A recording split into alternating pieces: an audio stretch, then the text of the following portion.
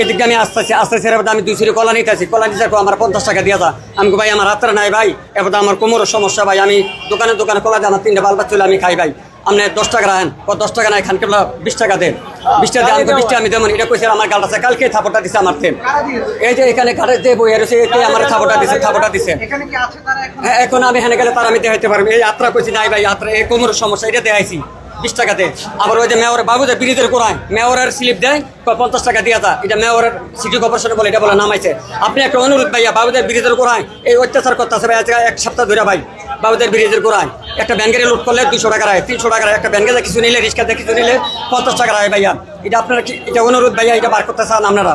আর থাপড়াতে আমার কালকা দিছে ভাইয়া, কইছে আত্রা দেখাইছি, টাকা দে যত কথা কবি এত বেশি তোর জরিমানা হইব। আমার কলারি রাখতেও দিছে, একটা কলা রাখা টাকা দিতে না, একটা কলা আমার রাখা দিছে, সিরা একটা কলা রাখা ভাইয়া।